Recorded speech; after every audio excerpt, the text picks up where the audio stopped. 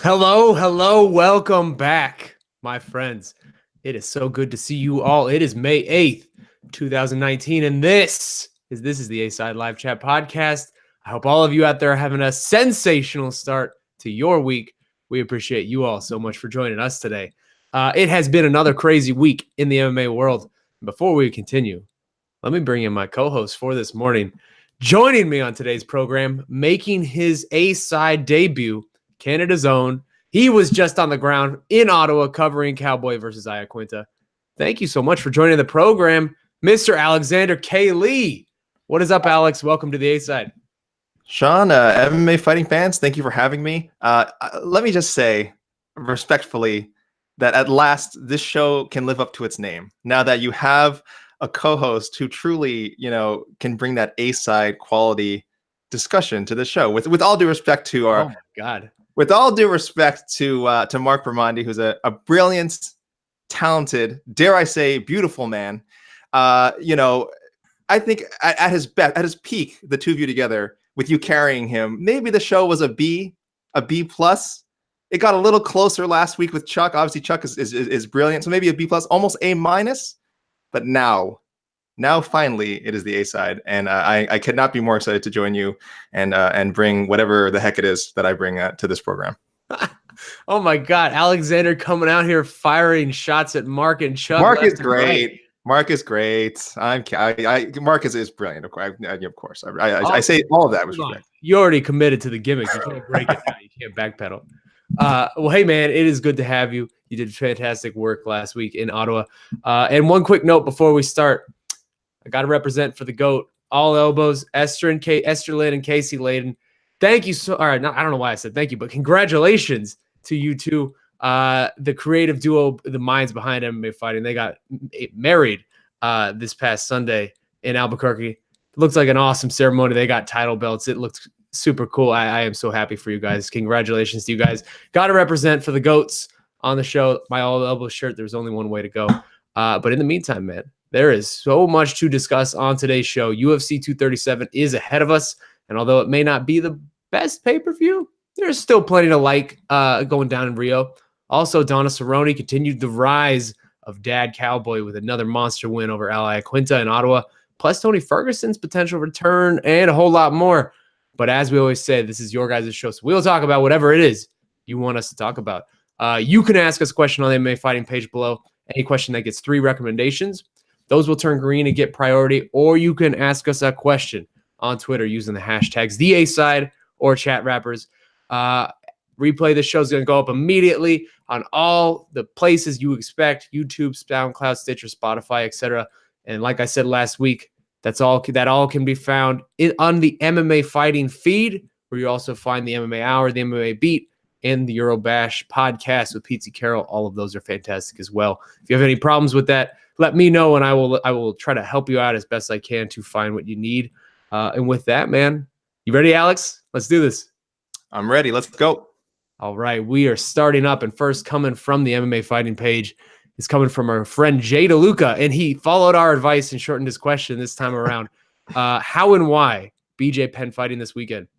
He writes, "Hi, Shaheen and Alexander. All MMA media fans and journalists can agree that BJ Penn needs to stop competing within the sport. Yet, astonishingly, the UFC continues to book him for fights. The amount of exorbitant brain damage BJ has accumulated over the years, especially since 2010, is incomprehensibly painful to watch. BJ continues to not only lose, but lose in gut-wrenching, disturbing, and cataclysmic fashion." My goodness, Jay DeLuca. BJ's won 1 out of his past 10 fights, and his deeply troubling past and current issues of domestic violence being recently revealed, yet he is still being permitted to fight on Saturday. What is your take on why the UFC turns a blind eye to BJ's performances, allowing him to continue to compete, and also his issues going on right now with domestic violence with no suspension from competing? So, wow, Jay DeLuca really not giving you a softball there to start, Alex. But BJ Penn is indeed fighting this week in Rio de Janeiro at UFC 237. He is facing Clay Guida, a fellow veteran. What do you make of all of this, Alex? Okay, there's a lot to unpack there. Thanks for the question, Jay DeLuca. I love how this guy writes out his questions. By the way, I know like you guys had to tell him to shorten it, but great, well-worded questions. This one's quite layered. So I think the first thing to address is well, why does BJ even keep fighting? Some have speculated maybe he just needs the money, though I believe he does come from a somewhat wealthy family in Hawaii, but we don't know their exact financial situation, so it could have something to do with that. Mostly, I think it has to do with athletes. It's hard for them to let go when you're competing at the highest level of the sport. The example I always think of is Kobe Bryant is a recent one. He played probably well past his best before date. He wasn't the great player he was in the last few years, but imagine that high of competing at the highest level, and when it's over, it's over. You don't get to go back. So from BJ's perspective, and maybe I'm romanticizing it too much, I think that's probably why he's not going away. Why does the UFC keep booking him? More questionable, definitely more difficult to figure out, because we've seen in the past that they've, at least, I think of the example of Chuck Liddell. I know he's friends with Dana White and it might have something to do with it, that they've been, kind of suggested that they don't want guys to fight anymore, and even kind of said, like, I'm not going to book this person to fights anymore. I don't know why they're not doing that with BJ. He does have a name. He's still somewhat of a draw. I think when you go to a place like Brazil, that there's still value there, and I could see why they want him on, but I am a little bit put off by that, and a little curious why they haven't just given him a sign that maybe that this is they shouldn't give him fights anymore. But I think, Shaun, before I move on to the the legal question that was brought up, I want to hear what you have to say about that. No, yeah, you're not wrong, Alex. You're not wrong. And I think this is a conversation that we have after every BJ Penn fight at this point, sort of throughout this sustained comeback, really starting back in 2017 when he fought Yair here in Phoenix.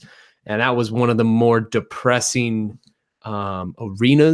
sights, sounds that I have been around in this sport, as Yair just beat the living crap out of him for about 5 minutes.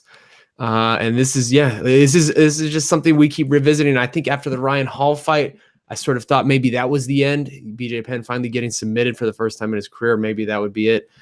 But then here he is back at it. And I do think it is just one of those things where BJ's always been an interesting character who I think it is very, very difficult for him to find. I don't want to project, but it feels to me like it's difficult for him to find purpose, direction in life without this. And this kind of centers him. MMA training camps center him and sort of bring him back to what he knows best. And that's difficult, man. That is a difficult thing to escape from. I mean, he is 40 years old now. He turned 40 in December.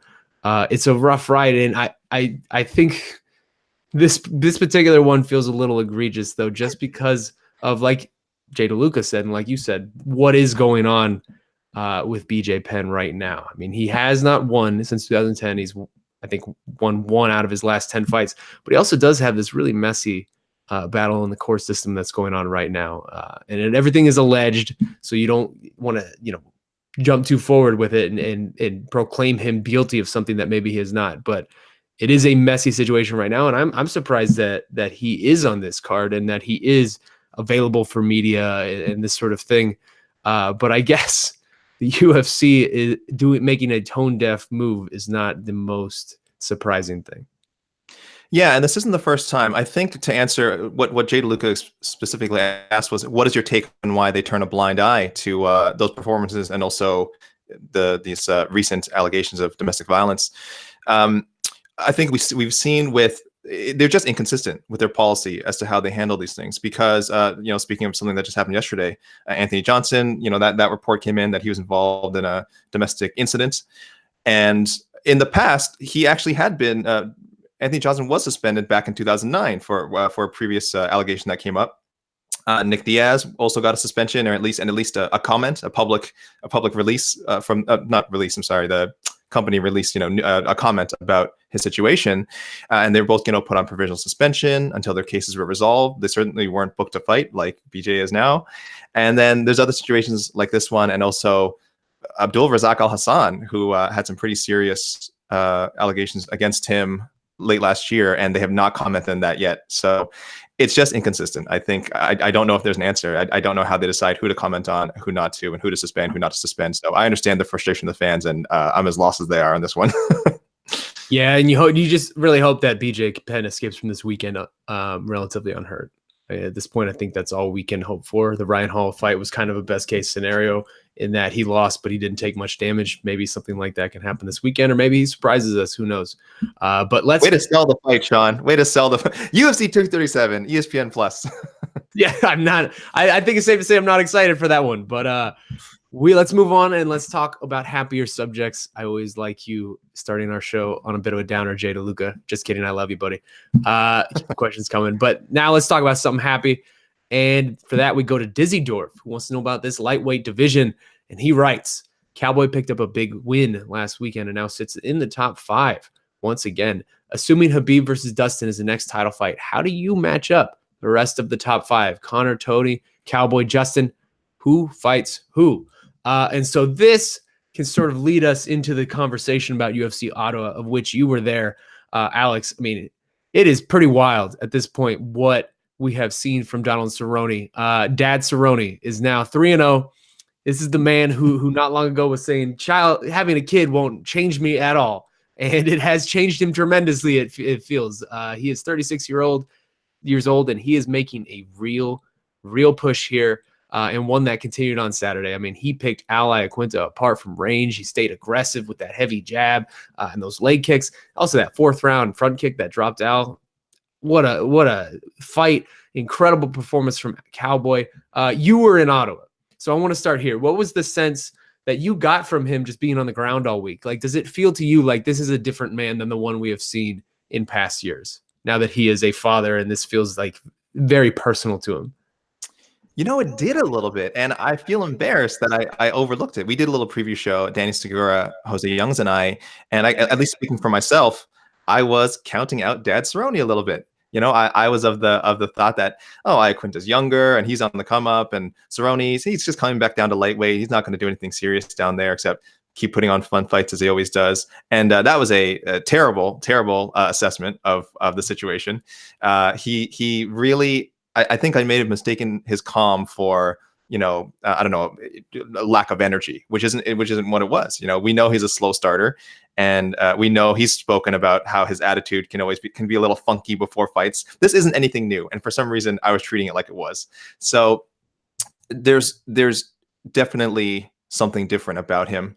His love and passion for being a father is incredible, and I made the argument Swanson would win because of father. He lost. I argued against Cerrone for some reason. He won. So really the lesson in all this is Donald Cerrone's great. Never listen to me when I'm picking fights. I'm going to take out that clip and I'm going to send that to you on a consistent basis now that you have put that out in the world.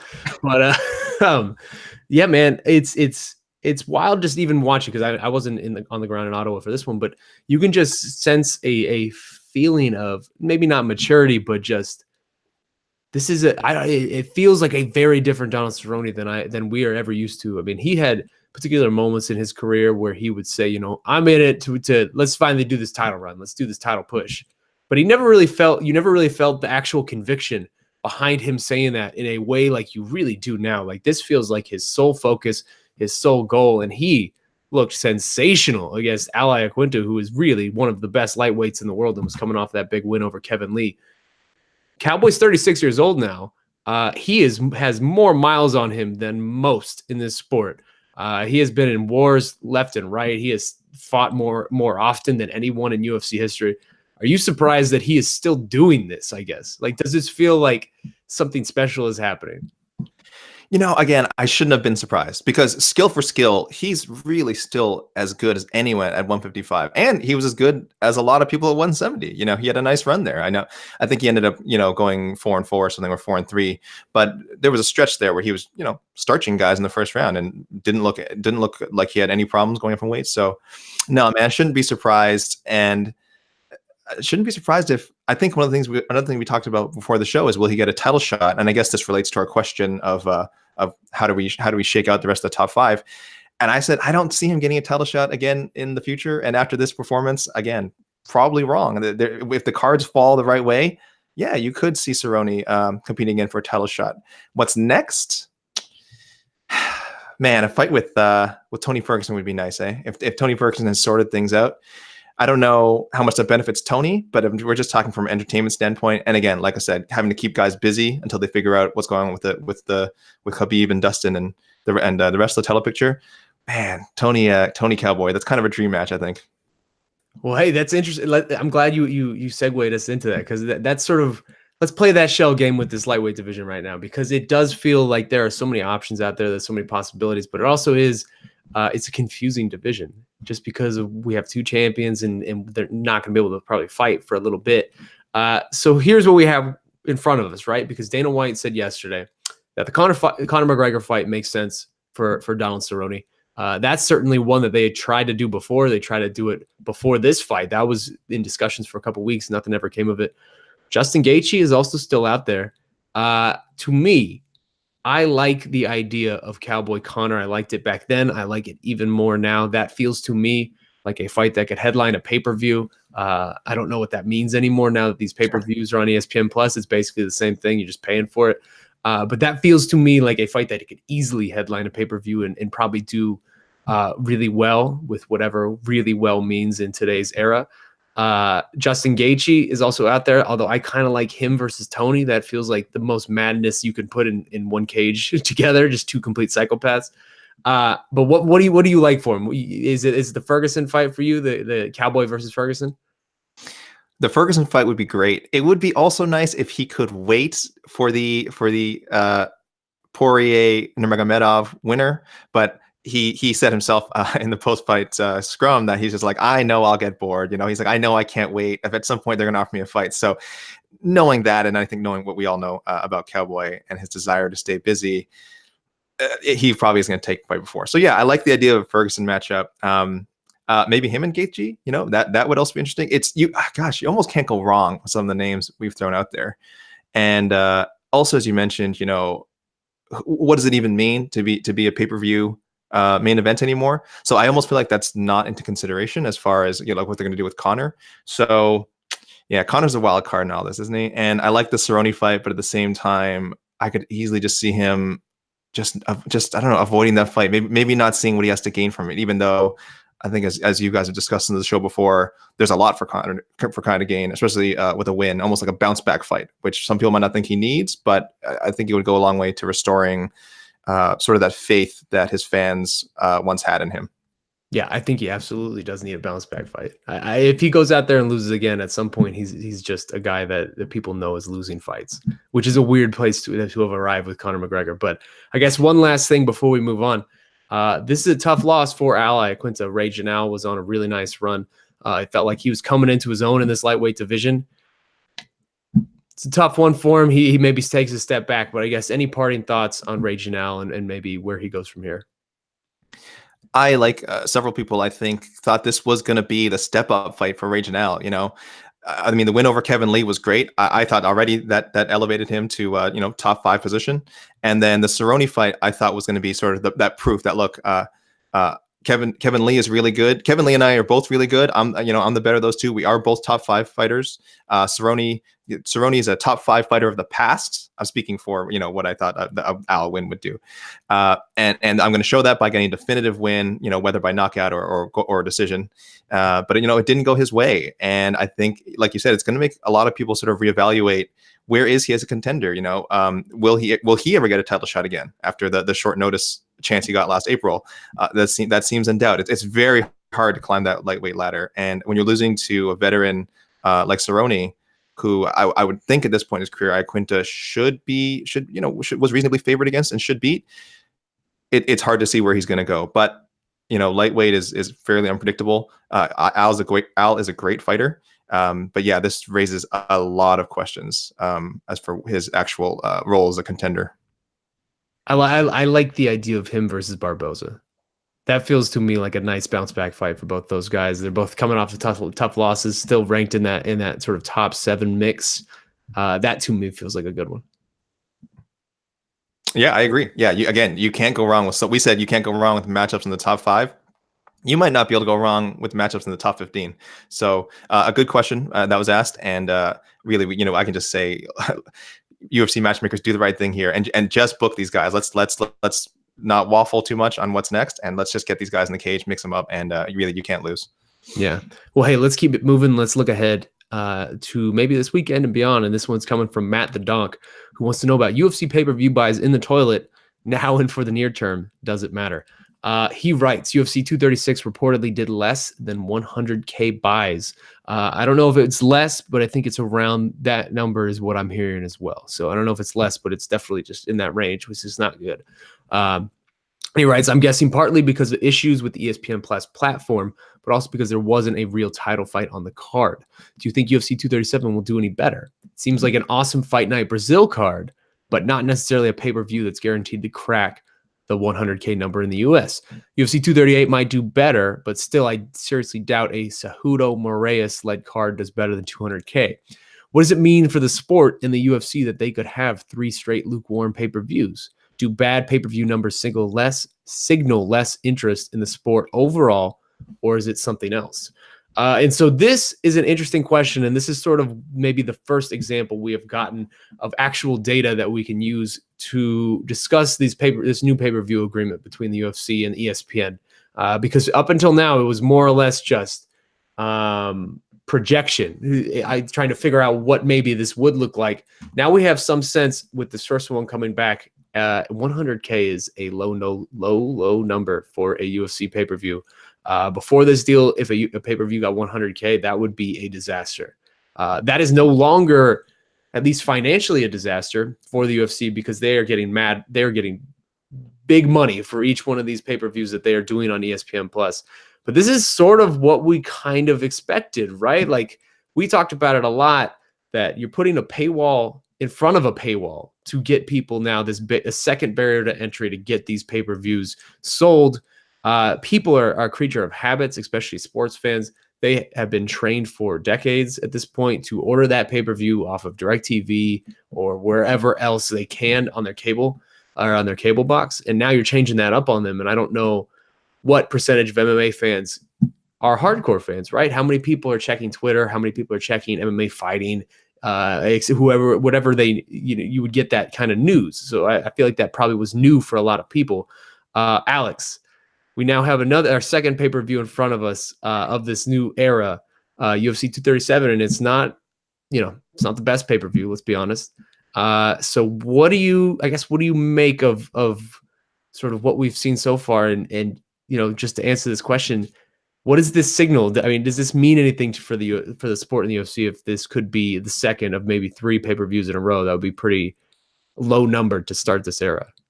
Yeah, but first of all, what a shame if that's the case, if those viewership numbers are indicative of the actual interest, because, we got 2 amazing fights on that card, right? And I know people were talking about it after. Now I'm wondering how many people may have viewed it through nefarious means, so to speak. Not that I'm aware of such things. People tell me about it. I don't dabble in that, but this is just what I hear on the streets, Shaun, So keep your ear to the streets at all time. I mean, I'm from the streets. I think, as people can tell by the way I look and the way I talk, So, I keep my ear there still. It's definitely worrisome. Bless the UFC marketing team and social media team and the fighters who they tried to do what they could on Twitter. They had the fighters. I think they had a few fighters recording videos like, "Oh, here's how to watch ESPN Plus," and they retweeted them. But again, that reach.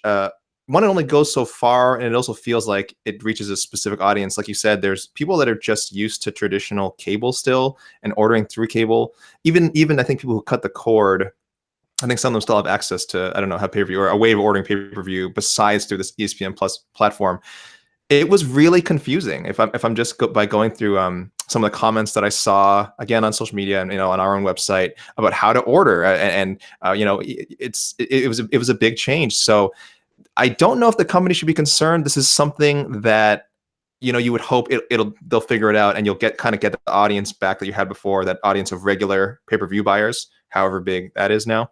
But for sure, it was worrisome for such an entertaining card. And even this one, which I know we're saying is not the most stacked card, but it has a big name on it, like Anderson Silva, Jose Aldo, a nice title fight at the top. I think I agree with most people who are thinking it might not do much better than the last one. Do I think it's cause for them to panic? Should that be the case? I'm gonna hold back on saying that for now. Yeah, I don't know that it's time to panic yet, but I think I think we will figure that out by the summer. And I eyeball UFC 239 as sort of the test subject for it, because I think 37 this weekend, 37 probably, like we said, not the best card. I don't know that that's going to do the best numbers. 38, it's a good card, but it's more of a hardcore fans card. So I think, again, you can kind of excuse it away if it doesn't do the best numbers. But 39 is a stacked card up and down. You got John Jones, you got Amanda Nunes, Holly Holm, Francis Ngannou, you got Luke Rockhold, like Sean O'Malley. You just have a lot of guys, Ben Askren, Jorge Masvidal. You have a lot of people who are real legitimate players in this space that people very much care about. And by that point, that'll be the fourth pay-per-view that's on this new deal. By then, people will have figured out or not, whether or not they will have figured out the process and how to do this, or they will have just, jumped ship and said, I'm just not going to stick with this. That to me feels like the pivotal one to sort of eyeball down the road, that if that does a low number as well, we might be talking about maybe a new ceiling, I guess, on how lucrative and how big pay-per-views can really get, and maybe how much this industry is going to change because of this deal. I think you can really excuse it away for the next 3, but in July, that's going to be a big one. Yeah, I think I agree. I think what we need to think is not how much will it do, but how much does it have to do in this new era for it to be considered a success? Because the days of even if you did, I don't know, Brock Lesnar versus John Jones, or I don't know, Conor McGregor versus Floyd Mayweather in an octagon or something. I don't know if through the ESPN Plus platform you can even get 1 million, pay-per-view buys, the equivalent of 1 million pay-per-view buys. So we're going to have to gauge things differently from now on. I think that's almost for sure. Like if the 239, as you mentioned, does 500,000. I would think that's a very strong number. I know it's a loaded card, and people would think, if this was a pay-per-view, strictly pay-per-view, that would look really bad. But yeah, that's an incredible number, actually, because you have to think, right? Like how many subscribers does ESPN Plus have? I don't know the actual number, but say they have 1 million. If 500,000 buy it, that's literally half of your subscribers. Like that would be a ridiculous number at that point. Yeah. So that's really what I'm asking you and asking people. I'd say fans in general and people who keep track of these numbers is, well, like you said, I think after 237, 238, we'll get an idea of just how many people, how many subscribers are also ordering pay-per-views. And then based off of that, we're going to have to say, is 500,000 a massive success? It sounds like it would be, but we don't know. Again, we'll have to get a better grasp of the subscriber base and how many of them are even interested in the UFC. But yeah, 239, that's, like you said, hover that finger over the panic button, I would say, MMA fans who care about how the UFC's buys do, because that will be a big test. I imagine it'll do quite well. And regardless, the UFC is making a ton of money out of this ESPN deal. But what it means for ESPN, the ESPN side of things, I'm not sure. Not even just the ESPN side of things, but also just the fighter side of things, right? Because we just talked about Conor McGregor in this last segment. And how does Conor McGregor make his money? He makes his money on pay-per-view. He makes almost all of his money on pay-per-view. The base pay is always very small percentage of what he makes. And we have already seen this now once, where with Brock Lesnar, he was in negotiations with UFC for so long about coming back.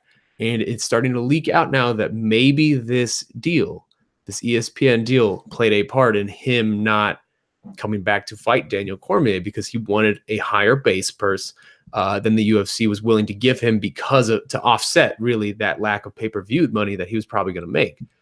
Conor McGregor is in the exact same situation. So it will be fascinating to see whether the UFC and him can come together on some kind of deal that includes different caveats than maybe they're used to. Also, though, if they do, it'll be fascinating to see that numbers report once it comes out of what that base pay would be for someone who is the superstar, who is the Conor, the Brocks, the John Jones, whoever, who can actually attract people to their fights and to buy their fights, what that new base purse will have to be to offset all of this other lack of income. It should be fascinating to see. Yeah, and just one more thing to add to that. It's interesting to me how fans kind of view this so far, the early going, because some of them are happy that guys like Brock Lesnar, part-timers, and someone like a Conor McGregor, who has not exactly been the most committed to MMA fighting over the last couple of years, like how they're kind of liking that. Okay, well, these guys are good. They're losing their leverage, and we're glad the UFC is taking a stand and that they're able to take a stand now because of this new deal. And on the other, but I would say to that, well, if you think those guys are losing leverage, just imagine how much guys who are already underpaid and guys who you probably like, how much leverage they've lost in this new deal. And it's a bit of a mess. So I could see fan sentiment kind of going both ways. I don't think, if I'm speaking for myself, that this deal has been great for the sport, and that it necessarily will be great for the sport in the future. But maybe that's just me being pessimistic for once. So.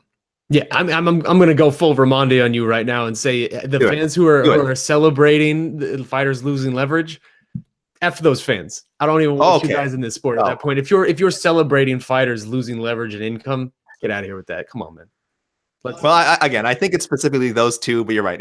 They might be talking about those two, but it obviously expands well beyond those two, like Brock Lesnar and Conor. So I mean, F those fans, indeed, Shaun. Oh, I'm pulling the darkness out of it. Quoting you. All right. Well, hey, let's move on before you say something you regret. And we're going to go to FA01, who wants to talk about Yoel versus Paulo. He writes, is this fight the middleweight equivalent of Tony versus Khabib? Kind of is. What have we done to anger the MMA gods with it being booked again, this time for UFC 241? Is it something that the UFC wants, the fans want, and apparently the fighters want themselves? Or it is something, that they all want. My questions are, which falls out more, Yoel versus Costa or Tony versus Khabib? Also, which fight actually happens first? So this is an interesting way to start this conversation. I don't know the exact number. Maybe you know better than me. To me, this feels like maybe the fourth time this fight has been booked, or at least discussed as being booked, which is coming close to matching Tony Khabib already. Although I think those got longer false starts before we didn't get them and were disappointed. Sometimes even the day before the fight. But hey, man, it is back on. It is back on for UFC 241, which already has Daniel Cormier versus Stipe Miocic on it as well. So that is looking like a pretty interesting card already, just with those two fights. Thoughts on the rebooking of a matchup between probably two of the most muscular-looking men in the entire sport? Yes, I think our own Guilherme Cruz did say that this will now be the fifth. This will be the fifth, or maybe this is the fourth. But we're definitely in fourth or fifth range, which is where Tony and Khabib's ill-fated matchup also resides. Now, is it the equivalent of that? I mean, as far as, I guess, name value and how many times it's missed for various reasons. Yeah, but I also would not, I don't know if I would put, Romero I would, but I don't know if Bohachinia is, on the level of Tony or Khabib in the middleweight division. So in that sense, as far as wanting to see possibly like the 1 and 2 best in their division in the world, which I think is what Tony and Khabib is, it's not quite on that level. As far as how cursed it is, yeah, it's up there. And as far as it being an intriguing matchup, especially just based on their ridiculous physiques, it does feel like we're missing out. But like you said, it's booked, and let's hope for the best. And I do think it'll happen before we ever get Tony and Khabib. Yeah, I agree with the last thing you said there. I think this time it will actually happen.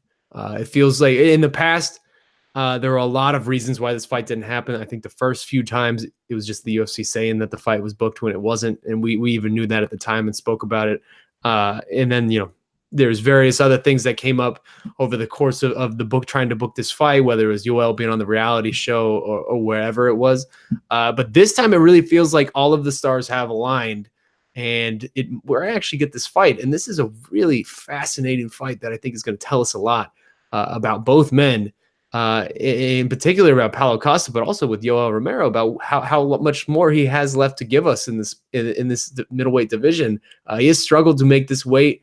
He is over 40 years old. He somehow is the ageless man. He is incredible that he is still doing this at his age.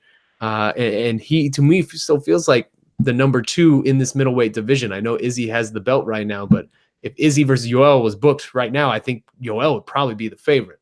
So it'll be fascinating to see whether Yoel still has one more good run left in him. That being said, I do like the dynamic, the early dynamic between these two. They are already firing shots, and Yoel even posting the video of Paulo Costa getting it IV that led to his suspension. It feels like this is probably going to be a fun one. Yeah, I like. I don't know if I want to say I like that, but it certainly wasn't wasn't beyond the pale, given that I'm told that was, that's an old video. People are aware that Costa did get in trouble. He got that 6-month suspension. That, I mean, I guess we didn't know it was happening as it was happening, but he did get a 6-month suspension from the New York State Athletic Commission for the IBU. So it was kind of a fun little jab. Costa kind of saying, "Look, man, I don't do anything that I'm not supposed to do." And Romero just kind of like a wink, wink. He's got that underrated, sneaky Twitter game, that Romero. So it was mostly harmless, I think. He loves those hashtags. Last thing before we move on, what's your early read on this fight? Oh gosh, what did we just say about me picking fights, Shaun? Why are we doing this? Well, that's why I want to let the people know where you're going, so they can bet on the opposite side and make some money. I don't think Bohachinha is quite ready for Romero yet. If Romero can make the weight comfortably, I didn't say comfortably. If he makes the weight, I'm going Romero. Yeah, I think I'm agreeing with you, but hey, who knows? The bottom could fall out at any moment for some of these guys who are getting up to that age. So maybe this is it. This next one's coming from Philosophical Perspective on the MMA Fighting page, and he wants to know about Jordan and Ben.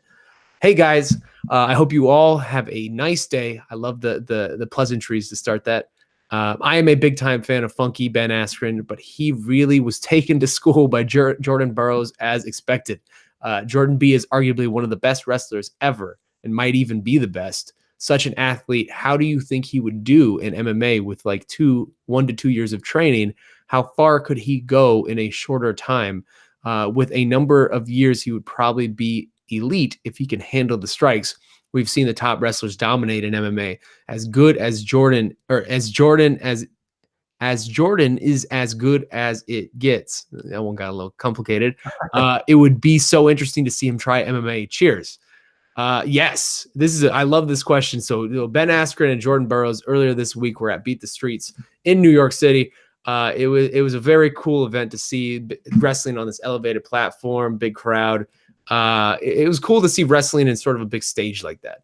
And I think that was sort of what everybody was talking about afterwards, Ben Askren and Jordan, just that, yeah, this was probably going to be a squash match, but it was cool to get people paying attention just for a second to wrestling. Jordan Burroughs ends up sweeping Ben Askren. He doesn't score a point, 11-0, really dominates Ben, but I don't know that was a surprise to anybody who really follows Jordan Burroughs. And man, he is a physical specimen. He is a absolute monster. How do you think he would do in MMA? Well, again, the way the question is posed, 1 to 2 years of training, he'd do fine, especially if they brought him along properly. Bellator does a great job of bringing along a lot of these former Division I wrestling stars. I think that would be the home for him, if we're just getting ahead in the question a little bit. But yeah, he'd do fine. He's a great, incredible athlete. I think he'd probably compete in MMA at a 145. Ideally, he might have to cut a bit of weight for that. I think he's at 5'8", something like that. He's 5'8", and he wrestles at around 165. Sure. If I'm not wrong. And we don't encourage extreme weight cutting around here, but should he become super serious about this, I wonder if his coaches would recommend that featherweight is ideal. Yeah, I think he'd probably be a lightweight. Yeah, 1 to 2 years training. He's already cutting to get to 65. Okay, true. 1 to 2 years training, he'd be fine. A lot. If we're just talking about physical skills, the guy would have everything he needs. And again, I'm sure he'd get together with a top camp. He could really pick almost any camp he wanted, I would imagine. The question is always the mental. Some people just don't like to get punched in the face. I call those people normal people. Not MMA fighters.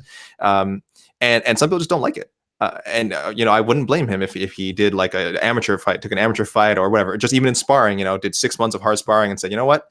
Not for me. Don't even want to try it. I know I think recently he said he wanted to do it once, or someone's maybe speaking for him. But because I remember as far back as I think when he won the gold medal back in like 2012, I don't think he had any interest in MMA back then. Someone correct me if I'm wrong, of course, but I don't think he had any interest then. Obviously, things are different now. It's quite a bit later.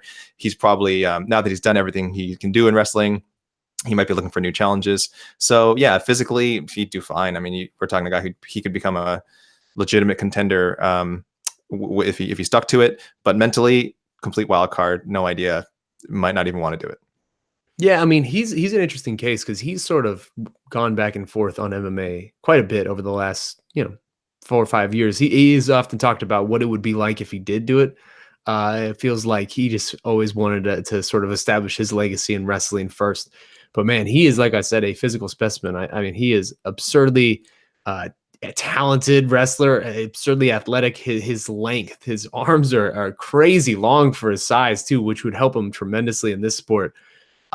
He would be a fascinating case to watch because he is still only 30 years old. He is charismatic.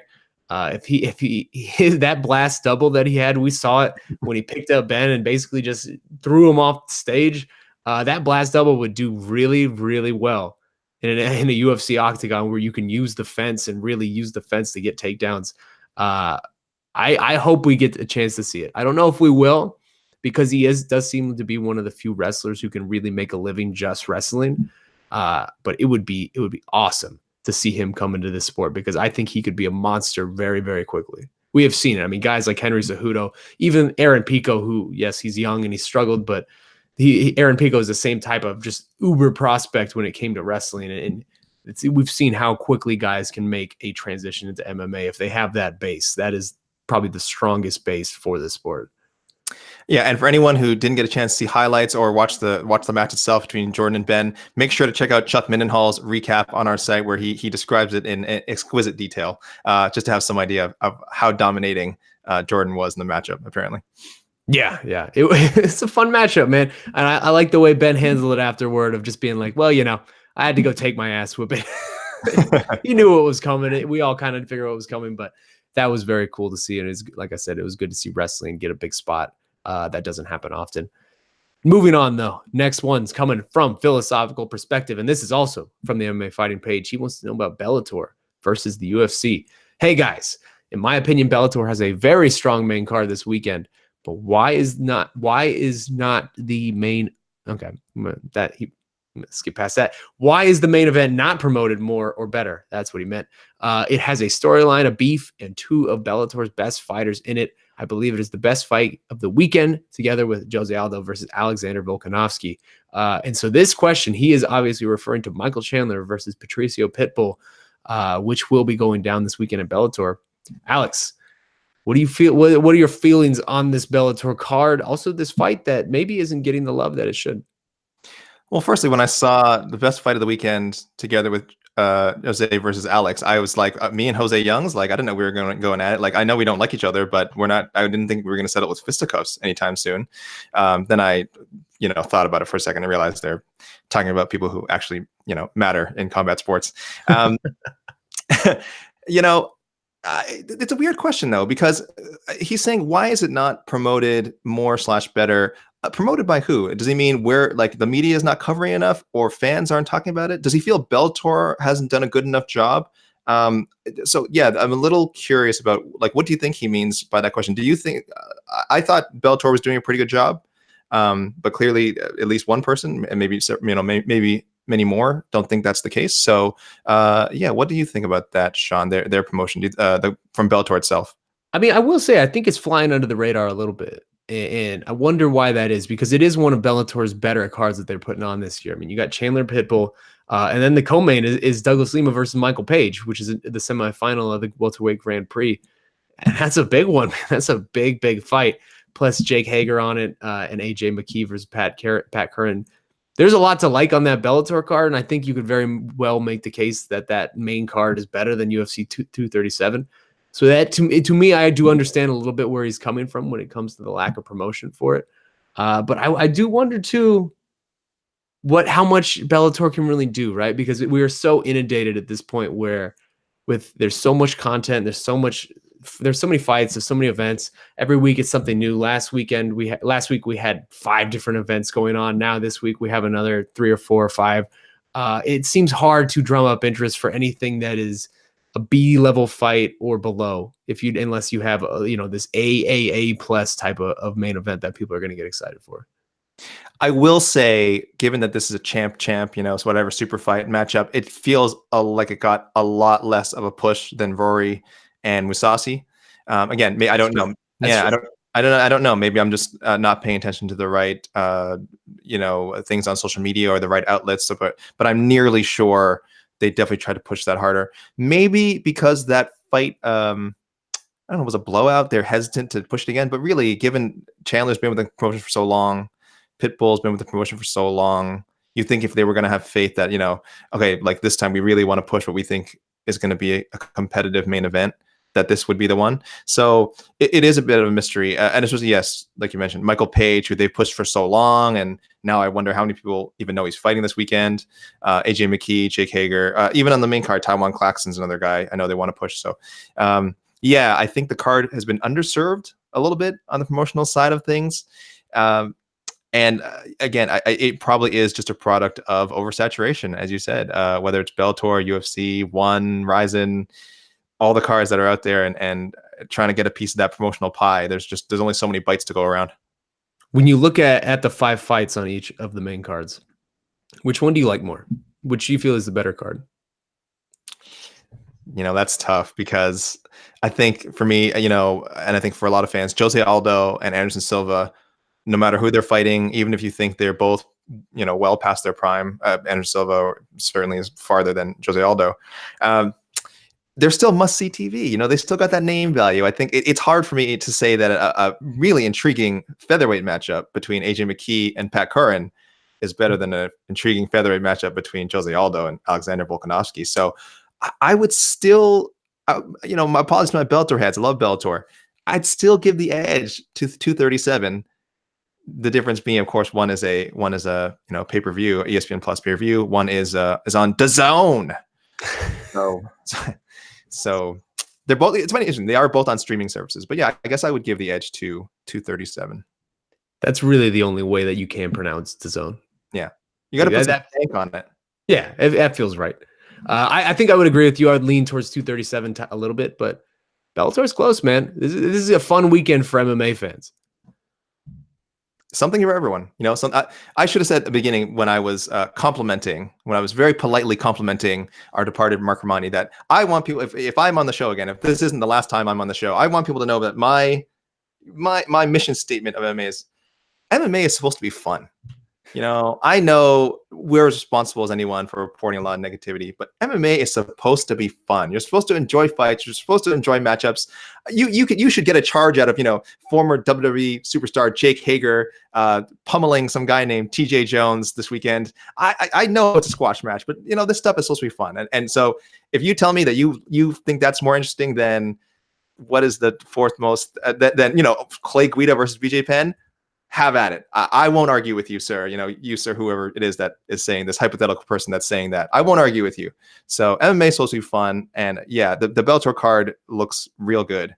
And if you have DAZN and not ESPN Plus, hey, I don't think you're missing out. I think you're still getting a pretty good show on Saturday. Yeah. Well, hey, let's keep it moving. And this next question is about what I believe to be the best fight of the weekend. Now that we're comparing the two. So this is coming from Combat Chief, and he writes, what does it take for Aldo to get another title shot? He has had 2 spectacular finishes, he talking about Jose, since losing to Max Holloway, and has stated that he will retire at the end of the year. I predict that Aldo will beat Alexander Volkanovski. So where would that put him?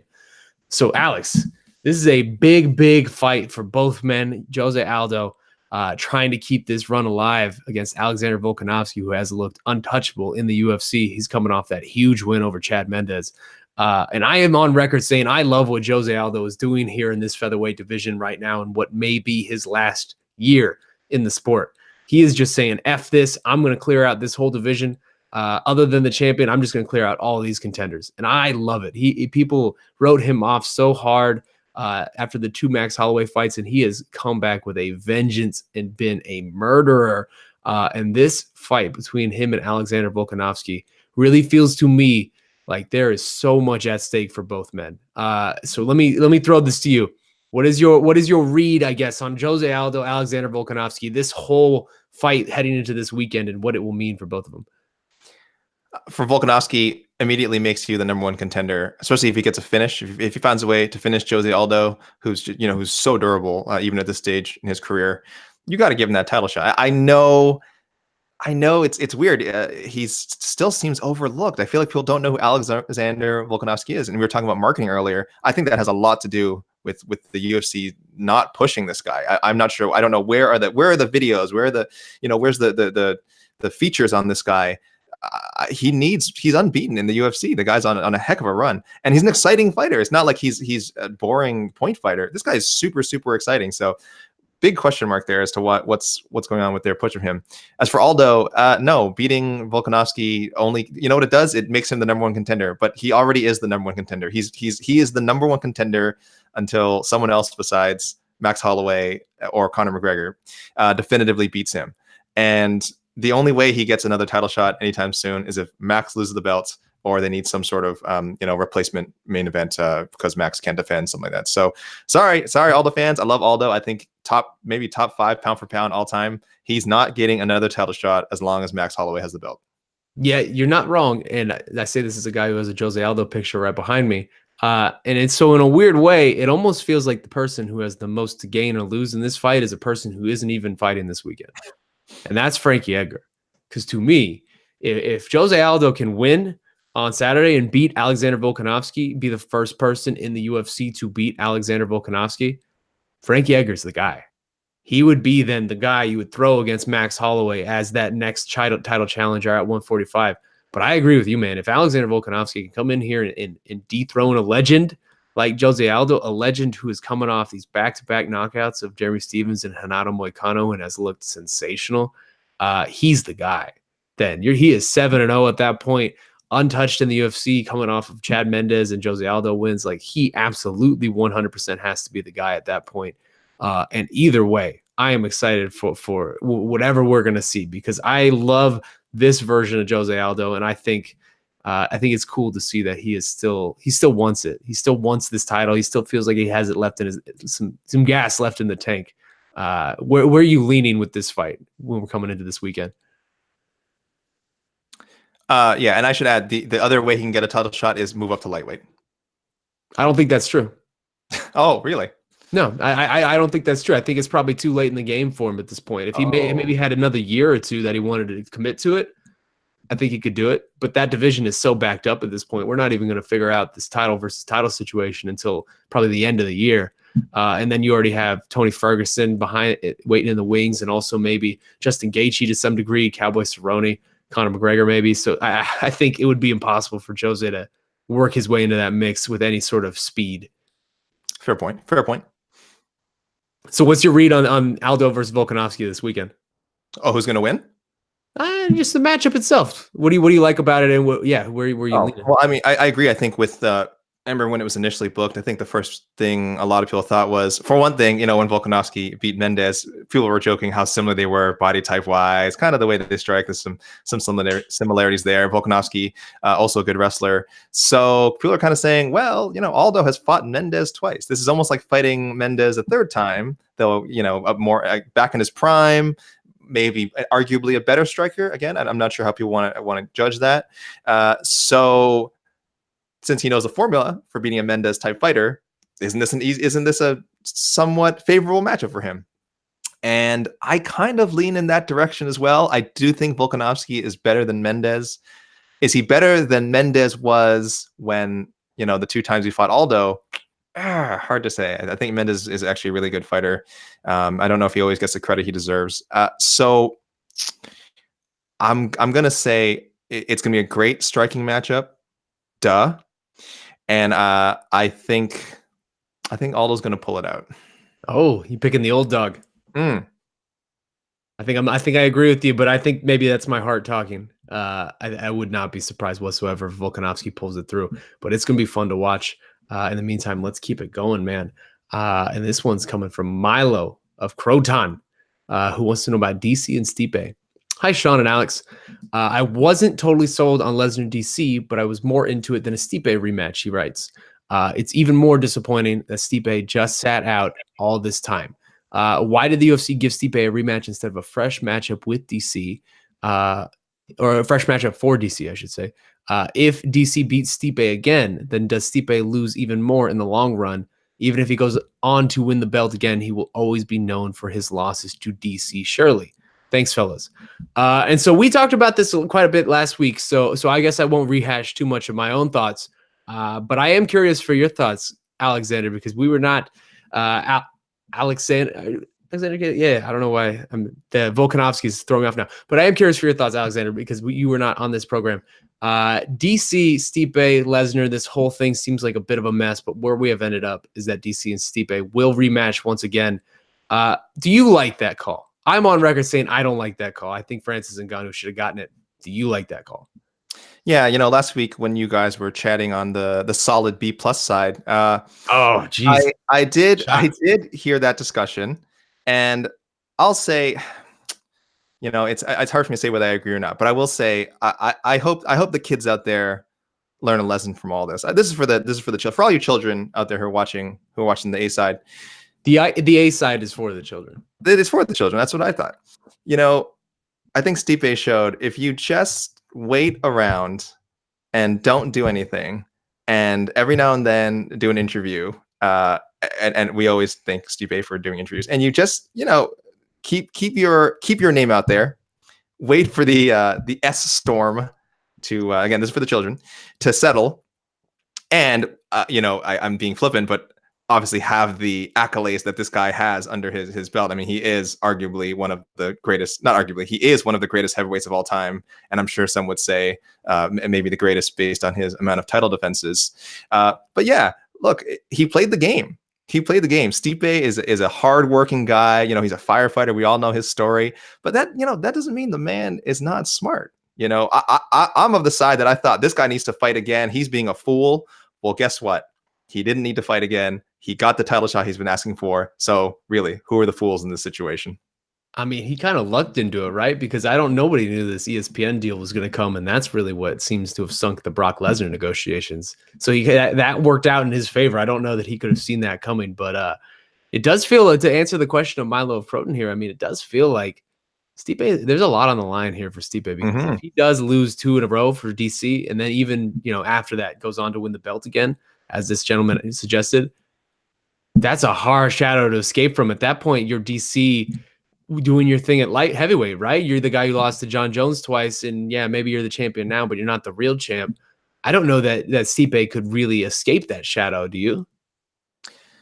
It's certainly something that people bring up, as you mentioned, like with the John Jones DC situation. And DC had to do, I mean, think about how much work DC had to do to even have people, consider that maybe he doesn't need to beat John Jones. Because I'm sure there's some people who will say, well, he's done so much, he has his own legacy.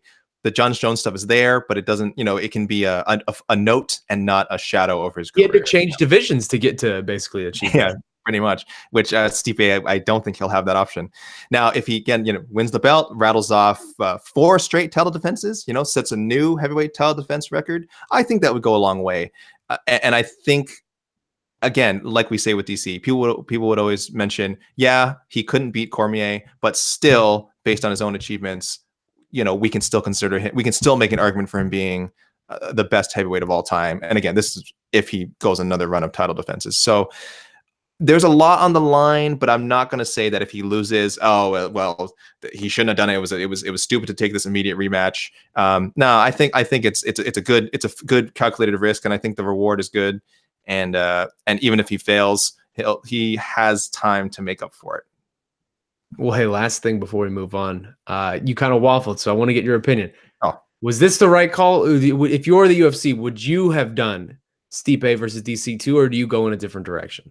I'm going. I would go with the Stipe, the Stipe rematch. I liked your suggestions, Ngannou. I don't know if I think you also mentioned Junior. I don't know if you mentioned Junior. Maybe someone mentioned Junior. Getting a fight, a title fight again if he continues his winning streak. But just based on sort of their short-term thinking. Again, you said if I'm the UFC, long-term thinking isn't always what I'm sorry. It's not always their biggest strength. And they see it's a fight that we had before. It's a fight that main evented a pay-per-view before. I don't know how successful that was, but it did main event. We get to put a nice 2 next to it. That's always good. The fans they like to see a 2 that makes it more important. It's bigger than the first matchup. Let's just make this fight happen. It keeps this guy happy, Stipe, and DC has said he'll do it. So it's pretty much I would say the easiest thing they could have done after the Lesnar fight fell through, and they just snatched it. I agree with that. It was certainly the easiest, and that seems like the route they go often at this point. But hey, let's keep moving and let's transition over to Twitter. We're going to try to hit as many of your Twitter questions as possible. If you want to ask us a question, hit us up on Twitter using the hashtag #TheAside. And first one's coming from our good friend Dan Shapiro. who wants to know, is Douglas Lima the most underrated fighter in all of MMA? If not, who is then? And so this is, of course, Douglas Lima. We're talking about who is fighting Michael Page here this weekend in that welterweight Grand Prix semifinal that we talked about earlier. Douglas Lima, in my opinion, he's probably a top 5 welterweight in the world. Not even probably, he definitely is. And nobody really talks about him. Nobody really knows about him because he has done it all under the Bellator umbrella. Do you think he is the most underrated man in MMA? I was going to say it's unfortunately might not be a Douglas Lima problem, more so a Bellator problem, as you've kind of alluded to already. He's up there. If we're going to, throw a list out there, I would certainly say top five most underrated. But it's, again, Shaun, I'm here. See if this were your previous host, I'm sure he'd have a fancy, he'd have a name already prepared. But I'm here. I like to change sort of the parameters of the questions. Right, that is what I'm here to do, because underrated is a strange thing. If you're a Bellator fan, I don't know if Lima is underrated. You're very well aware of how good he is, and maybe he's properly rated. But like you said, for the average person or most fans, maybe he's underrated. I'm not sure. It's such a subjective term, underrated and overrated, of course. So throwing those around is always difficult to have a discussion. So a lot of guys in Bellator could be considered underrated. Like Fabian Edwards, who just had a huge the upkick KO.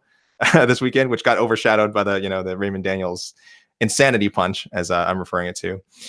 Guys like Emmanuel Sanchez, Henry Corrales, Nemkov, who's coming at light heavyweight. So just to throw some names out there, guys who could certainly be considered underrated, but maybe more so just because, like you said, where they're fighting.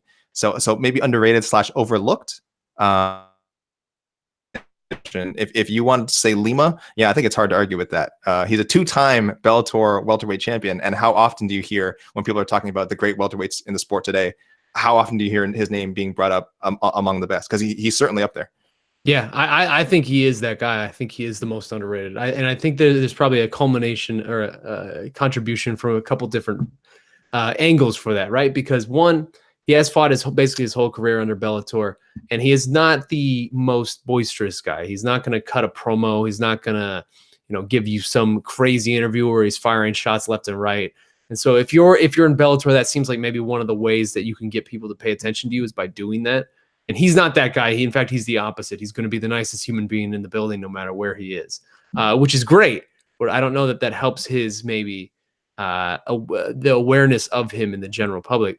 And also, too, I mean, it's just when you look at the big names in Bellator, right? Who really stands out? The Michael Chandlers, the Roy McDonald, Gegard Mousasi's, guys who have been through it, but also have just somehow broken through to the mainstream to some degree. And I think a large part of that has been because of, say, a push from Bellator, getting Michael Chandler on commercials, and same thing what they did for King Mo. And just different opportunities to sort of do other things. Even Aaron Pico, to a degree, probably I think is more known than Douglas Lima just because of the way that they've handled him. And I don't know that that's a slight to Bellator or a slight to Douglas Lima or anything, but I think it's just probably a confluence of all of those events that have led Douglas Lima to be just so dramatically underrated in this welterweight division in this sport. But I think he has a chance here. I think he has a chance to open a lot of eyes. As you said, he is already a two-time champion in this division. This last one would be it, though. If he can do some terrible things to Michael Venom Page and really be the first person to do those terrible things to Michael Venom Page, and I think a lot of people have been wanting and waiting for something like that, and then go on and do the same type of thing in a rematch against Rory McDonald after their first fight was ridiculous already. I think he can come out of this tournament as maybe not a star for Bellator, but definitely someone that when they put him on the card, people outside of the hardcore base are going to look at him and be like, oh man, Douglas Lima's fighting. I'm in. I'm ready for it. There is one more name who is, I guess at this point, Bellator adjacent and probably underrated for multiple reasons. The weight classes he's fought in, the geographical reasons. I'm talking about, of course, Ryzen's Kyoji Horiguchi. Yes. Who hardcore, I mean, of course, hardcore fans love him. Anyone who's really dedicated to following the sport, definitely not underrated. Everyone knows how good he is. But because he fights in Japan, because he fought at flyweight for so long, which is, again, for whatever reason, a division that a lot of people just refuse to embrace. people don't realize how good he is. His record is insane at this point. He just beat the Bellator bantamweight champion, Darren Caldwell. So he's been doing damage at 125, doing damage at 135 over in Ryzen. And his fights are exciting. He finishes people. He's again, I know because he doesn't speak English, people don't know he's got a good personality. There's something about him. There's a vibrancy and I think an unspoken charisma about him. And I wish there was a way. Again, I'm not blaming anyone for underrating him. I wish there was a way a guy like him could break into the mainstream of whatever that means of mixed martial arts. Because I think Kyoji Horiguchi is fantastic and possibly even more underrated than Douglas Lima. Yeah, although he does seem to be a big star over in Japan. It seems like they really like him over there. He's getting a lot of opportunities and endorsements. Yeah. So, hey, if he has found his niche over there, more power to him. Because I agree. I agree with you. He is one of the best. But hey, let's keep it moving. And this next question is coming from our good friend, loyal listener, Tragic Bronson. Wants to know about Jared Cannonier. He writes, Cannonier looks to have found his home at 185, putting on an impressive performance against David Branch in his middleweight debut. What do you guys expect from his matchup with Anderson Silva in Brazil? Does Anderson still have enough in the tank to take on the Killer Gorilla? So this is the co-main event here on Saturday, AK. Jared Cannonier, Anderson Silva, who just fought Israel Adesanya. He is getting right back at it. And this is a big spot for the MMA Lab's own Jared Cannonier. What do you think is going to happen? Yeah, he sells enough in the he's Anderson Silva. This guy's great. I know just literally probably 20 minutes ago, I was saying this guy is well past his prime. But I think even in the state he's in, I still maybe it's nostalgia. Maybe I need to let go of the past. I still see him as just being this incredible elite striker. The Adesanya fight, yeah, Adesanya clearly won. I'm not saying that was a close fight or anything, but we saw the flashes. We saw the little flashes of how Anderson Silva is. And Cannonier's really good. His striking is so solid. He's got power. But I almost feel like that he's the kind of guy that back in the day was exactly the kind of opponent that Anderson Silva would clown. Maybe I'm wrong. Maybe I'm reading this wrong. Maybe I'm not noticing enough of what Cannonier can do. But I do feel like I'm not saying Anderson Silva's going to clown him. I'm sensing an Anderson Silva win. I'm going for it. That's you put that down right now. Anderson Silva's going to win. Is going to beat Jared Cannonier. Oh my goodness, the 44-year-old Anderson Silva. You're going with him. Maybe he will. I mean, you look at sort of what he has done over the last several years. I know he has struggled, but you haven't really seen Anderson Silva get blown out, other than his fight against Daniel Cormier, which there are a lot of circumstances around that fight that you can excuse. Other than that, you really don't see him get blown out. He lost to Bisping. He beat Brunson, and then he lost to Adesanya. Those were all relatively competitive fights to some degree. I mean, I think it was tied with Izzy going into the third and final round. It's a actually really compelling fight. People were crapping on this matchup when it was booked, but I actually really like this fight. I like the step up for Jared Cannonier.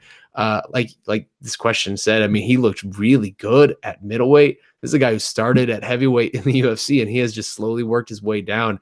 And he just put the wood on David Branch back in November. This could be a big moment for him, and we might have a new middleweight contender at the end of this night. I don't know how much longer, and if that happens, I don't know how much longer I want to see Anderson Silva continue to do this and just be food for these young lions to feast on as they come up. But I think it will just be really cool to see Anderson in Brazil, in Rio de Janeiro, like the old days, just doing it one last time. He's 44 years young, Shaun. All right, listen, he's a youthful 44 years old. Honestly, literally, if you look at him, he's been blessed with the smooth skin. You probably wouldn't if I told you he was 34, you'd probably believe me. But also, look, to borrow some pro wrestling parlance, which I know the A-side viewers love. If I had the book, there's no way I book Jared Cannonier and Anderson Silva in Brazil if I think that there's a chance that Anderson's going to get embarrassed. Like, I don't think Cannonier is going to, like we said, blow him out or knock him out or finish him. So that's fine. Maybe he still wins and the crowd is, just happy to see Anderson Silva put in work for 15 minutes. But I think that the matchmakers know what they're doing here. And sure enough, it's going to be a showcase. It's a weird thing to say, a showcase fight for a guy this far in his career, but a showcase fight for Anderson Silva. Yeah, I think Cannonier's going to be a good what's the word I'm looking for? A good soldier. Good soldier. Do the job here, as it were. Take the 3-second tan. To again another pro wrestling term. So wow. Yeah, that's right. Wow. That's right. It ain't over. Mark's gone. The pro wrestling talk isn't gone. It's not. It might even increase if you have me on again. All right. That's how it is. The pro wrestling talk and the Anderson Silva love. You're telling me 44-year-old Anderson Silva is coming into a showcase fight against a young killer. That's right. That is a hot take, my friend. I'm going all the way with it. Hey, well, we will see soon enough. In the meantime, let's keep it going. And this next one's coming from Lucas Vega, who wants to know about Brian Ortega. He says, with Brian Ortega saying he's ready to fight again, who do you think he should face in his first fight back? So this is an interesting one. Brian Ortega is now, he said, all my broken bones are now healed and I'm ready to go. He is still the number 2 man in this featherweight division. Where do you see, considering what we're getting with Volkanovski and Aldo this weekend, what do you feel like is the right matchup for him? Okay, so he's ready to go. Now, I wish I'd put a little more thought in this one. I think he's ready to go. Part of me, my first thing that came to my mind was, wouldn't it be interesting if he fought the Moicano Zombie winner? They're going to fight at Greenville, upcoming UFL Greenville show. I think it's a fight Moicano would want for sure. Zombie will fight anyone, so that's intriguing. Well, it would be a rematch from Moicano. Yes, I think he would want that one back. So that's the first thing that jumped into my mind. I don't think, pardon me, I don't think if Volkanovski beats Aldo that he'd be willing to fight Ortega. I'm not even sure. Again, I'm not sure. It would be a cool fight to do someday in the future, maybe when, one of them is the world champion or something. It's a title fight. So this guy may seem beneath him at this point. And also we can't seem to find out where this guy is. Maybe something like a Yair Rodriguez. Ooh, I like that. Don't know if we're at the point where we need to say that Ortega needs a tune-up fight, because again, he hasn't been gone that long, but he is coming off a pretty rough loss. So a fight against Yair, who's still a dangerous opponent, but one against whom Ortega would certainly be favored, would be interesting, I think. I like that. I like that a lot. And I don't know that it's necessarily a tune-up fight that he needs, but he definitely does need a rebound fight, because that was a bad loss to Max, and it feels like he's probably a decent distance away from getting a rematch. I like the Yair fight. To me, I think depending on what happens this weekend, say Volkanovski wins, I wouldn't mind the Frankie Edgar rematch, because then that's kind of Frankie Edgar would probably need to fight again if he wanted to get in that title conversation. I wouldn't mind that Frankie Edgar rematch. Give him more notice this time. Last time was on short notice. Or what do you think of Zabit? That would be the one test for Zabit before he gets thrown to the wolves at the top of the division. I would love that. I just know that's probably a situation where the UFC is trying to preserve two bankable guys who are still kind of on the rise. I know Ortega just had his title shot, but I still view him as being on an upwards, trending upwards.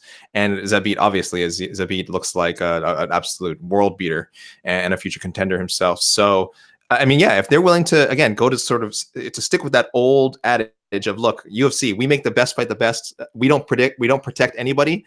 That would probably be the number one fight to make. But as it is, like I said, I think they'll go a little more mid-range, something like a Yair, or again, maybe we get a Moicano rematch or Ortega Zombie. I don't know if I want to see him fight Edgar again, if only because I'm a fan of Edgar, and seeing him get his head just punched right off of his shoulders last time was absolutely mortifying.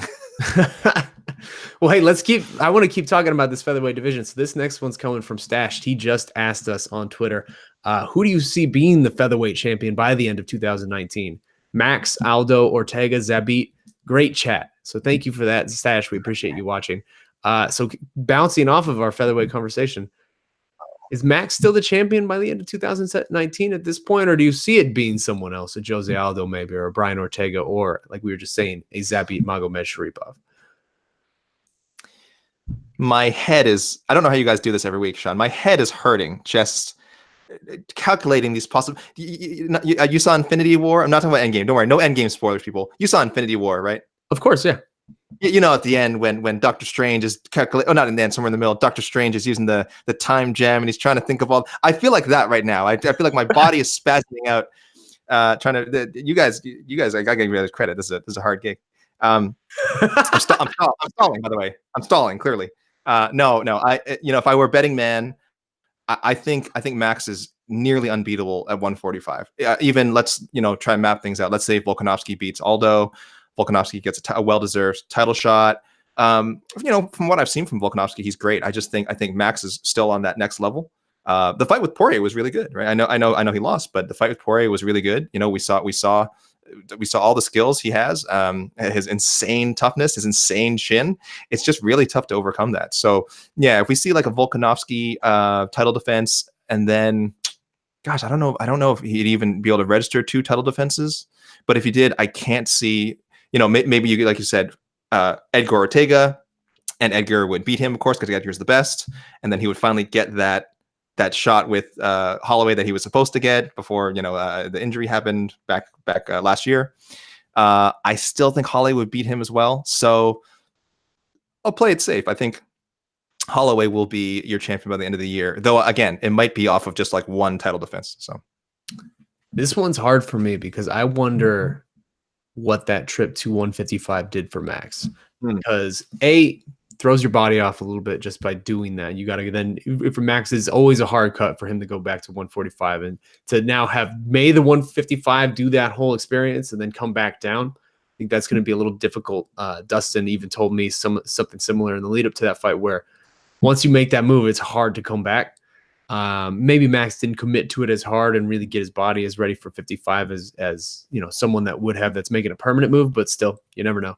Also, he took a lot of damage in that fight, man. He took a lot of damage in that fight, and he is someone who has been in war after war after war, whether it was Aldo, the 2 fights against Aldo, Brian Ortega. He is just someone who's taken a lot of damage, and I know he is still young, but he is old when it comes to fight years, and I wonder how much longer he'll be able to keep this at this immensely high level that he is at without some level of a step down. So I could see it being Max by the end of the year, but I'm going to go out on a limb, and I think it might be someone new. And in that case, I think we're either getting an Alexander Volkanovski champion or Mr. Zabit Magomedsharipov. I think one of those 2 guys has a chance to do it by the end of the year. And I think both are probably just 1 fight away from getting the opportunity. Shaun, I'm experiencing some deja vu here because Yes. I recall when we worked together in Toronto covering the Holloway Ortega fight. Yes. We both picked Ortega to beat him, and I think I recall we were talking about the dabbling at 155, which he tried to do before the Nurmagomedov fight, and obviously that didn't happen. He wasn't allowed to. We thought that messed with him, and how much damage has he taken? I just feel like we've had this discussion before. The difference is I feel like I've learned, and now I won't doubt him at 145 again. You continue to step over the line. You're a habitual line stepper, and that's fine. Like that's why you're the A-side guy, and I'm just the guest. But I'm saying I learned my lesson. Until someone beats him, I'm not saying nothing bad about Max. Max, if you're out there, I was wrong before. I think you're gonna be the champ for, again, at least a couple more fights. I can't speak for Shaun. Shaun's on his own. All right, whatever. Just you can address your grievances to him. In fairness, I also picked Dustin over Max, so this just seems to be a pattern for me. I don't know why. You were right, and you were right that time. Yeah, but I guess maybe a trend that I didn't even realize. So hey, we'll have to see. Love you, Max. Still. Let's see. Let's take a few more from Twitter, and then we'll get to the promo, and then get out of here. So this next one's coming from Ryan Webb, who wants to know: have you heard anything when Yair Rodriguez could potentially schedule a fight soon? I don't know that I've heard anything specific, but I know he is healthy now, and he is now starting to look at something. So I think something could be on the schedule soon, but I don't have anything concrete on that yet. Anything for you, AK? Like I said, look, I've got my ear to the streets, but I got my ear to the streets up here in Canada. So yeah, we don't get a lot of Yair news up here, unfortunately. I'd like to say I have a scoop for you. I don't, but hey, there's a reason I mentioned him before. I have seen people commenting, but not actual scoops. But yeah, definitely there seems to be a swell of people wondering when Yair will fight again. And I think I'm going to say, like, that's usually a good sign that hopefully we will see this person soon.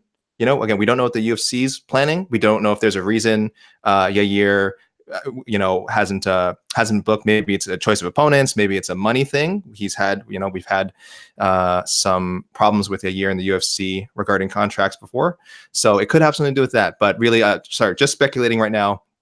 But if I were to bet that he would be fighting in the next 3 months, yeah, I imagine we will see a year with a fight booked. Yeah. Well, hey, this next one's coming from Laz Nikolovsky on Twitter, who wants to know, hey guys, after watching the fight between Iaquinta and Cerrone, and then I watched the Canelo fight, I must say it is shocking the amount of money discrepancy there is between the two. I would appreciate your thoughts. Thanks.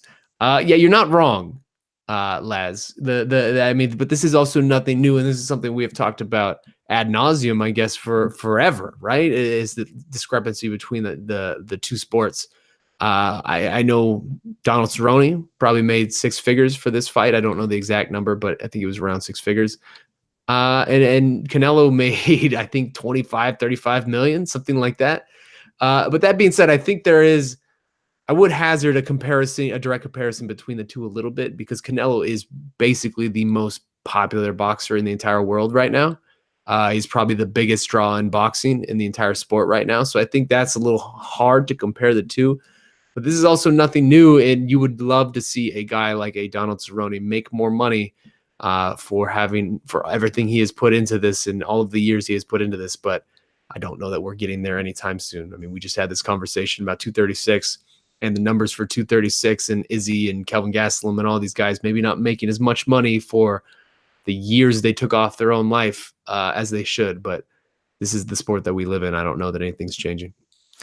Yeah, and Cerrone is such a great company man, and one of the big things coming out of his fight was that they let him wear this custom patch on the inside of his shorts. It's sort of a from his old Muay Thai shorts, a dedication to that, a dedication to his grandmother, and it was a great moment to see, and it was great. And he was saying, this is such a sign that finally, the UFC, I really feel like after fighting for this company 100 times, that they really appreciate me. But I'll tell you something, if Canelo, whichever organization he was fighting for, if they told him, oh, we're only going to pay you something like just to show how much we appreciate you, he'd tell them to shove that patch right up their butts. All right. So it was, I'm not saying, I think, like I said, it was a cool moment, but it does show you the different mindset these guys have. And again, how much fighters it's a broken record, need to, if not unionize, align in some way. Maybe I'm just being, it's semantics here, but align in some way, talk to each other, ask questions, figure out a way to, gain some negotiating power, whatever that is, union,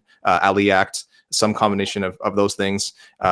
Because yeah, it is silly when you see, even though Cerrone is not, at the level of fame in mixed martial arts that Canelo is in boxing, to be for Canelo to be making exponentially more money, an insane amount more, it does seem a little unfair. But what is fair in combat sports? Nothing really. Yeah, sign those Project Spearhead cards, y'all. Then last one. Let's do this last one. This one's coming from our good friend Strike MX, who writes, with the UFC's new pay-per-view deal, do you think the days of guys like Conor jumping the line to a title shot are effectively over? For example, do you think it's possible he jumps Tony for the winner of Khabib versus Dustin? So we talked about this UFC deal, ESPN deal, a lot on today's show, so I won't rehash a lot of that. But just to answer the question, do you think the days of guys like Conor jumping the line because they would make more money, or they'd bring more buys to the show? I don't know that that's over, because Brock Lesnar would have been able to fight Daniel Cormier had he agreed to terms. The UFC was ready to do that. And the UFC will let Conor probably fight almost anybody that he wants if he wants to come back. So I could very much see it possible that he jumps Tony Ferguson in the line for the winner of Khabib versus Dustin, because he is Conor McGregor, and the UFC will bend over backwards to get another Conor McGregor fight. Understandably, to some degree, considering that his last fight was the highest selling fight of all time. But I don't think those days are over. Maybe they have been curbed and curtailed a little bit, though. What do you think, AK? No, definitely not over. Again, almost to bring it back full circle to something we talked about at the beginning of the show, we won't know how much influence these fighters have on buys really until 239. When you have a big star like Jon Jones, then we'll really see, and also all the other big names on that card, then we'll really see how much these guys can influence buys, because they still matter. They have to still matter to someone. There's money there. Anywhere there's money, it's some you know, it's a factor for somebody. So yeah, guys like McGregor, once they're able to figure out, okay, well, what's a, you know, yeah, what is a large amount of buys, who is being affected by it, who do I need to talk to, whose ear do I need to get into to tell them, look, I can make you more buys, more money, that will lead to him having similar influence as he's had over the last, you know, couple of years. So no, when it comes to big draws and powerful people in the industry, like McGregor, like Lesnar, they'll always going to find some way to have leverage. Will it be the same kind of leverage they had before? No. But as far as jumping the line, I mean, they don't. These guys don't even see the line. You know, they forget jumping the line. They don't see the line. You know, they're their own line. Yeah, they're their own line. They're their own rankings. Those things just don't matter to these guys. And I don't think the ESPN Plus deal is going to affect that much. They're their own line. Well put. I think that's a really articulate way to put that, actually, because you're right. You're not wrong. For better or for worse. Well, hey, man, this has been your first A-Side Live Chat podcast. I think you killed it. Thank you for joining us. Let's go ahead and do the promo where we talk about something very important to us on the way out of here. And I will go first. And for me, my promo, you had mentioned earlier in this show that to you, MMA is fun. MMA should be fun. That you look on the bright side of all of this, that yeah, sure, there's a lot of negativity, but why dwell on it? I agree with you. That is something I say often, that I'd like to be positive. Everyone else wants to be negative. I like to be positive. And so for me, I want to look at something crazy that happened this past weekend and a trend that we have seen develop so far in 2019. By now, all of you have seen Raymond Daniels, kickboxer extraordinaire, his outrageous 720 knockout of Wilker Barros at Bellator, I believe it was 220 this past weekend. One of the gnarliest knockouts you will ever see. Didn't really make any sense. Did a 720 spin and then knocked him out with a right hand. And that was that. It was very wild. And I just want to say how cool it is and how lucky we are that we have gotten such a strong start for 2019 for all of these blank of the year contenders. All of these candidates for knockout of the year, fight of the year. You go on down the line. By the end of the first half of this year, you could have a full list of the best fights and knockouts of the year, and it would rival a lot of years. I mean, just knockouts. You go Raymond Daniels, Anthony Pettis over Wonderboy, Jorge Masvidal with Darren Till, Johnny Walker's twosome that he did. Fights, you got Luque versus Barberena, Izzy, Kelvin Gastelum, Dustin versus Max. There has just been ridiculous action to start out 2019, and I love it. I cannot wait for more. I think it is very cool to see so far. And so kudos to you, Raymond Daniels, for keeping the trend going. 2019 is a very violent year, and I am here for it. Alexander. Shaun, I love the positivity. Like I said, MMA should be fun. And just kind of transitioning off the Bellator Birmingham thing, what would my first appearance be in the show if I didn't break the rules and sneak in an answer to one question that we kind of overlooked? I saw it earlier. I'll be very quick. Someone asked, was Brent Primus's Gogo Plata win at Bellator Birmingham, was that like the only other Gogo Plata finish besides the infamous Nick Diaz Takanori Gomi Gogo Plata finish, which was overturned because he's smoking too much of the wacky tobacco in Japan. No, there have been several, I'm sure. And as a point of trivia, former Ultimate Fighter 2 heavyweight finalist Brad Imes once recorded back-to-back Gogo Plata finishes. So I'm nearly certain he's the only MMA fighter to ever do that. So no, it's not the only one. In fact, someone did it twice in a row. Brad Imes, wherever you are, hats off to you. That's fantastic. And oh my God, how do you got to feel if you're that second guy? How did you not see it coming? Yeah, right. Like, what are you doing, guy? So I don't know if those are, I was going to plug, I don't know if those are available online. I'm sure one of them probably on YouTube. You can look up Brad Imes Gogo Plata. I'm sure it's out there somewhere.